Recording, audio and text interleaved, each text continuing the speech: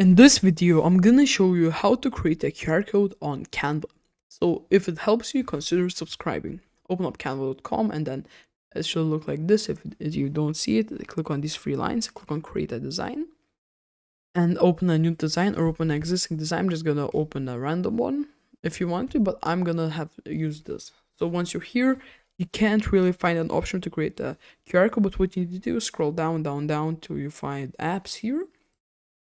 And here, click on search kind of like apps and type in QR code generator or QR code. And here's so many apps you can use one.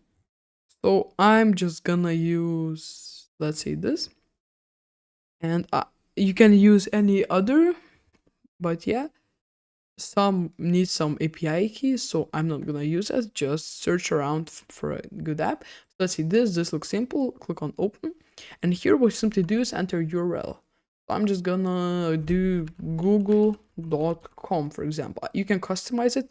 You can make the background color different and the margin, I don't know what that is, but you can play around and click on generate QR code. Here it is. I hope this video helped you. Consider subscribing.